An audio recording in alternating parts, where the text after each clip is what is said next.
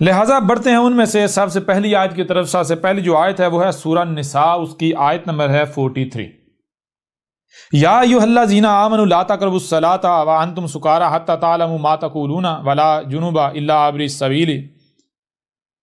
السبیل حتى تغتسلوا وان کنتم مرضى او على سفر او جاء احد منکم من الغائط او لمستم النساء فلم تجدوا ماء فتیمموا صعیدا طیبا فامسحوا بوجوہکم وایدیکم ان اللہ کان عفوا غفورا۔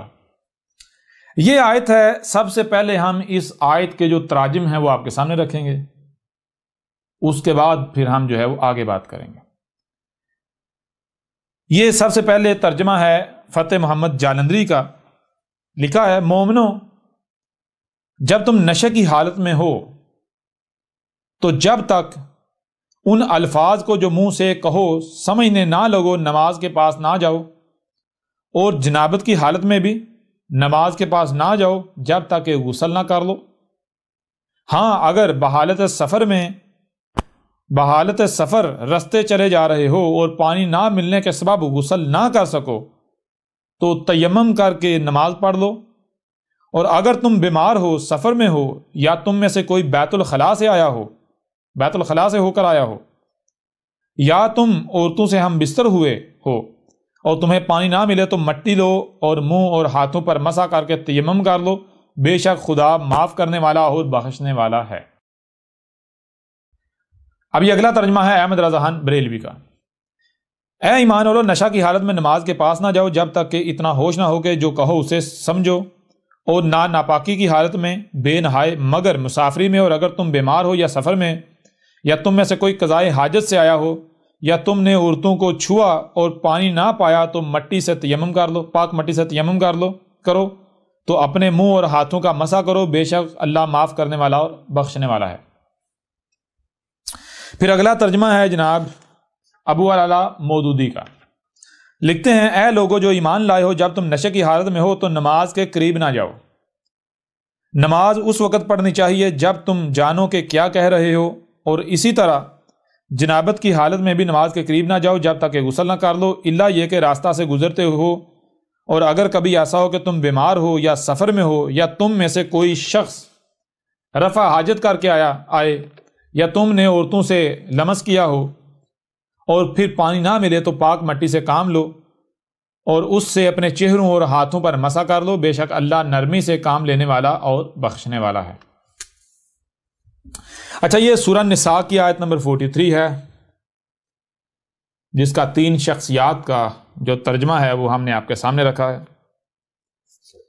جس میں جو مترجمین ہیں ان کا کہنا کیا ہے؟ ان کا کہنا یہ ہے جناب اللہ یہ کہہ رہا ہے کہ اے ایمان والو، جب تم نشے کی حالت میں ہو تو اس وقت تک تم نے نماز کے قریب نہیں جانا جب تک کہ تمہیں اتنی ہوش نہ آ جائے کہ جو تم بات کر رہے ہو تم اسے سمجھنے لگو۔ یعنی جب تمہیں اتنی ہوش آ جائے کہ جو بات تم کر رہے ہو تمہیں علم ہو، تمہیں پتہ ہو کہ تم کیا کر رہے ہو، کیا بول رہے ہو، تو پھر تم نماز کے قریب جاؤ، پھر نماز پڑھو۔ پھر اس کے علاوہ کہتے ہیں کہ اگر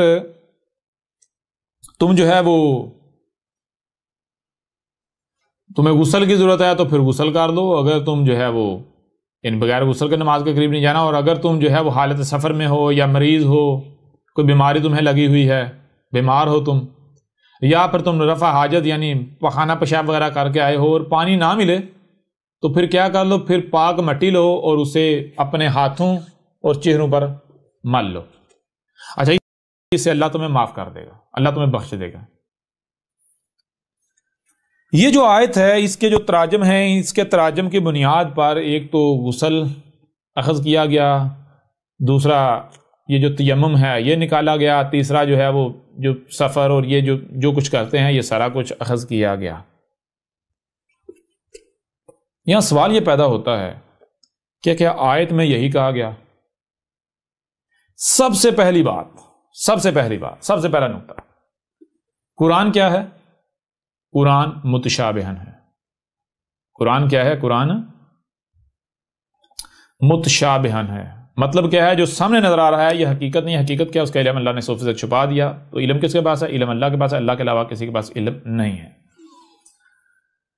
اب اگر جو ظاہر نظر آ رہا ہے اسے ہی کوئی حق سمجھ لیتا ہے تو وہ گمراہ ہو جائے گا. اس وقت تک آپ اسے نہیں مان سکتے، اسے نہیں سمجھ سکتے جب تک کہ جو باطن ہے، جو چھپا ہوا ہے، جو غیب ہے، وہ سامنے نہیں آ جاتا. ٹھیک ہے جی.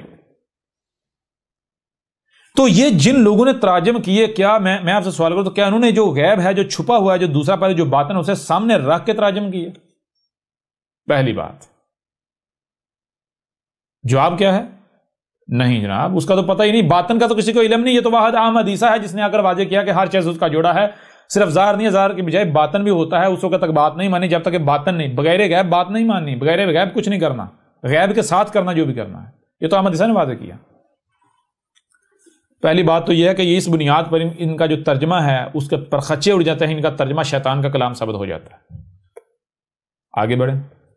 دوسری بات، جب یہ قرآن متشابہن ہے، جو ظاہر ہے یہ حقیقت نہیں ہے، حقیقت کیا؟ اس کے علم اللہ نے 100% چھپا دیا. اللہ کے علاوہ کسی کے پاس علم نہیں ہے. تو پھر میں آپ سے سوال کرتا ہوں، انہوں نے جو تراجم کیے یا تفاسیر کی، کیا انہوں نے وہ اللہ سے علم حاصل کر کے تراجم و تفاسیر کیے؟ اگر یہ کہتے ہیں ہاں جی ہم نے اللہ سے علم حاصل کر کے جو ہے وہ تراجم و تفاسیر کیے ہیں، تو پھر ہم سوال کریں گے اللہ تو یہ کہہ رہا ہے کہ اس وقت تک کوئی آیت بیان ہی نہیں ہو سکتی جب تک وہ ایونٹ، وہ حادثہ ہو ہی نہیں سکتا. تو تم جن آیات کو بیان کرنے کے دعوے دار ہو، پہلے یہ تو ثابت کرنا یہ ایونٹ ہو گئے، ہو رہے ہیں، اس وقت ایونٹ ہو رہے ہیں. جب ایونٹ ہوتا ہے، جب حادثہ ہوتا ہے، اس وقت اس ایونٹ، اس حادثے پر جو مبنی آیات ہوتی ہیں وہ آیات بیان ہوتی ہیں، اس وقت کے لوگوں کو یاد دلاتے ہیں.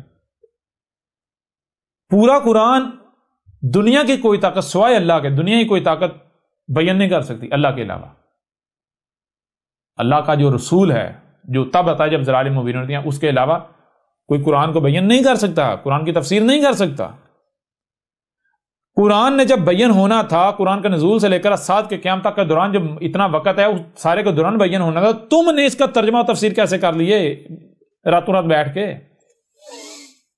کیسے کر لیے؟ تمہارا تو عمل بتا رہا ہے تم نے اللہ سے علم لیا ہی نہیں. اور پھر کون سا مولوی ہے جو یہ کہے، یہ دعویٰ کرے؟ کون سا مفسر ہے، کون سا محدث ہے، کون سا مترجم ہے جو جس کا یہ دعویٰ ہو گئی بھائی میں اللہ کا بھیجا ہوا ہوں، میں اللہ کا نمائندہ ہوں؟ ہر کوئی کہتا ہے نا وہ تو دروازے بند ہے. تو جب تم نے وہ دروازہ بند کیا ہوا ہے، تم کہتے ہو اب اللہ نے کلام کرنا ہی بند کر دیا، اللہ گونگا ہو گیا، تو پھر تمہیں اللہ نے کیسے بتا دیا؟ اللہ نے نہیں بتایا. تم بندر ہو، تم نے جو سنا جو دیکھا اسی کو آگے کاپی کر رہے ہو. آپ تینوں ترجمے دیکھ لیں، باقی بھی اتنا ترجمے دیکھ لیں، آپ کو پتا چلے گا سب نے ایک دوسرے کو کاپی کیا ہوا ہے. تو کاپی کون کرتا ہے؟ بندر. نقل کون کرتا ہے؟ بندر. نے کبھی غور کیا تھا؟ نہیں کیا تھا. اس بنیاد پر بھی ان کے تراجم و تفاسیر جو ہے ان کا لبادہ چاک ہو جاتا ہے. پھر اس کے علاوہ اللہ کا اتارا ہوا کیا ہے؟ یہ جو تراجم، اگر کوئی کہتا ہے یہ تراجم قرآن ہے، تو اللہ نے کیا کہا تھا؟ اللہ نے کہا اللہ نزل احسن الحدیث کتابا متشابہا مثانی. تو اللہ نے کیا تھا؟ اللہ نے جو اتارا تھا جان لو احسن الحدیث ہی ہے. وہ جب اتارا تھا تب سے لے کر جب تک احساس نہیں ہے تب تک کے دوران کی تاریخ ہے، ذکر ہے، آسن تاریخ ہے. نمبر 1. نمبر 2 کتاباً ایک ہی کتاب. نمبر 3 متشابہ. نمبر 4 مثانی، آپس میں ربط ہے، جیسے ایک کے بعد دو، دو کے بعد تین، تین کے بعد چار، چار کے بعد پانچ، پانچ کے بعد 6. تو جتنے بھی تراجم و تفاسیر ہیں ان کو آسن الحدیث ثابت کرو، ان کو کتاباً ثابت کرو، ان کو متشابہاً ثابت کرو، ان کو مثانی ثابت کرو. تو کوئی ایک بھی ترجمہ، کوئی ایک بھی تفسیر نہ ہی آسن الحدیث ثابت ہوتا ہے، نہ ہی کتاباً ثابت ہوتا ہے، نہ ہی متشابہاً ثابت ہوتا ہے، نہ ہی مثانی ثابت ہوتا ہے. اللہ کہہ رہا ہے میں نے جو اتارا تھا کیا تھا؟ آسن الحدیث کتاباً متشابہاً مثانی. تو یہ جو ہے نہ کتاباً نہ آسن الحدیث ثابت ہو رہا ہے. آسن الحدیث تو چھوڑے اہل حدیث ثابت نہیں ہو رہا، اہل حدیث تو چھوڑے حدیث ثابت نہیں ہو رہا. جو الحدیث ثابت نہیں ہو رہا، آسن حدیث ثابت نہیں ہو رہا، جو کتاباً ثابت نہیں ہو رہا، جو متشابہاً ثابت نہیں ہو رہا، جو مثانی ثابت نہیں ہو رہا، وہ اللہ کا اتارا ہوا کیسے ہو سکتا ہے؟ اب اگر کوئی اس کے پیچھے چلے گا، اس سے ہدایت کے نام پر جو کچھ کرے گا تو وہ ہدایت پائے گا یا گمراہ ہوگا؟ اس کی رہنمائی اللہ کر رہا ہوگا یا وہ شیاطین کے پیچھے چل رہا ہوگا، مجرمین کے پیچھے چل رہا ہوگا، اپنے آباء و اجداد کے پیچھے چل رہا ہوگا؟ حقیقت آپ کے سامنے. یوں اس لحاظ سے بھی ان کے تراجم و تفاسیر کے پرخچے اڑا دیے. جی پھر اس کے علاوہ مزید آگے بڑھیں. بھائی قرآن میں کیا ہے؟ کیا قرآن میں آیات ہیں یا بینات ہیں؟ دنیا کے ہر ملاٹے سے پوچھ لیں، ہر کوئی کہتا ہے قرآن میں آیات ہیں. آیات، آیت کی جمع آیت کسے کہتے ہیں؟ آیت کہتا ہے پوری شے کا چھپے ہوئے ہونا، پوری بات کا چھپے ہوئے ہونا، اس کا چھوٹا سا حصہ، چھوٹا سا پہلو سامنے ہونا. وہ جو چھوٹا سا حصہ، چھوٹا سا پہلو سامنے ہوتا ہے اسے کہتے ہیں آیت. تو جو سامنے ہوتا ہے وہ مکمل نہیں ہوتی، وہ مکمل بات نہیں ہوتی، مکمل شے نہیں ہوتی، وہ شے کا چھوٹا سا تھوڑا سا حصہ ہوتا ہے. اب جو تھوڑا سا سامنے ہوتا ہے اگر کوئی اسے ہی اصل اور مکمل سمجھ لے گا تو وہ ہدایت پائے گا یا گمراہ ہوگا؟ آپ خود بتا دیں. تو جب قرآن میں آیات ہیں تو آیات کو بیان کیا جاتا ہے، نہ کہ آیات کے تراجم کیے جاتے ہیں. آیت کا ترجمہ ہو ہی نہیں سکتا، جنہوں نے تراجمہ کس بنیاد پر کر لیے. پھر اس کے علاوہ جب آیات کو بیان کیا جاتا ہے تو کوئی جتنے بھی تراجم و تفاسیر ہیں ثابت کریں کوئی ایک بھی آیت بیان کی گئی. یہ تو تراجم ہیں، تراجم ہیں، آیت تو کوئی بھی بیان نہیں کی گئی. یہ تو جو اوپر لکھا ہوا ہے وہی انہوں نے نیچے ترجمہ کر دیا. تو جو آیت کو زبان سے تو آیت کہے عمل سے آیت نہ مانے، جو زبان سے تو آیت کہے عمل سے اسے بیان تسلیم کرے، تو کیا وہ ہدایت پا سکتا ہے؟ سوال ہی پیدا نہیں ہوتا. یوں اس پہلو سے بھی ان کا دجل، ان کا فریب چاک کر کے رکھ دیا. جتنے بھی تراجم ہیں احمد عیسیٰ چیلنج کرتا ہے ہر اس ملاٹے کو، ہر اس شخص کو چیلنج کرتا ہے جو بھی یہ کہتا ہے کہ قرآن کے تراجم ٹھیک ہیں، تفاسیر ٹھیک ہیں. وہ تراجم تفاسیر سارے تو چھوڑے، کوئی ایک بھی ترجمہ وہ حق ثابت کر دے تو احمد عیسیٰ جو انعام کہے گا انعام دینے کو تیار ہے. احمد عیسیٰ اس کو $100 ارب دینے کو تیار ہے. احمد عیسیٰ اس کے ساتھ جو سزا کہے گا وہ سزا بھگتنے کو بھی تیار ہے. آج میدان میں ہم نے آج سے 14 صدیاں قبل کیا کہا تھا؟ ہم نے کہا تھا، چیلنج کیا تھا کہ یا تو تم جو ہم نے اتارا ہے، جو ہم اتارتے ہیں خود کو اس کے آگے سرنڈر کر دو، اس کو اپنے آپ کو اس کے آگے جھکا دو. اگر اپنے آپ کو جھکاتے نہیں تو پھر جاؤ اس کی مسل لے آؤ، اس کی مسل لے کر آؤ. تو تم لوگوں نے خود کو قرآن کے آگے جھکایا یا پھر مسل لے کر آئے؟ تم لوگ مسل لے کر آئے. اگر تم لوگوں نے قرآن کو جھکایا ہوتا تو تم یہ حرکتیں نہ کرتے. کیوں؟ قرآن کو اللہ کے علاوہ بیان کر ہی نہیں سکتا، تم خود کو اللہ کے آگے جھکاتے، غور و فکر کرتے. تم لوگوں نے کیا کیا؟ تم لوگوں نے قرآن کی مسل گڑی. یہ جو تمہارے تراجم ہیں، تفاسیر ہیں، بخاریاں ہیں، یہ قرآن کی مسلیں ہیں. دنیا کی کوئی طاقت انہیں القرآن حاضر القرآن ثابت کر دے، جو انعام کہیں گے احمد عیسیٰ دینے کو تیار ہے. اور جو بھی ان تراجم و تفاسیر کو حق مانتے ہیں جان لے وہ اپنے ملاٹوں کے پیچھے چل رہے ہیں، شیاطین کے پیچھے چل رہے ہیں. یہ تراجم و تفسیر اللہ کا کلام نہیں ہے، یہ جہالت ہے، گمراہیاں ہیں، یہ شیاطین کا کلام ہے. یہ جتنے بھی تراجم و تفسیر ہیں ان کو ملاٹوں کی جیب میں ٹھونسنا چاہیے، ان کو پکڑ کے آگ لگانی چاہیے. جتنے بھی ان کے تراجم و تفاسیر ہیں، یہ رب کا کلام، اللہ کا کلام نہیں ہے، یہ ان مشرکین کا کلام ہے. انہوں نے اللہ کا ہمارا جو چیلنج تھا، ہمارا چیلنج قبول کرتے ہوئے انہوں نے مسلیں لائیں، مسل گڑی. ٹھیک ہے نا؟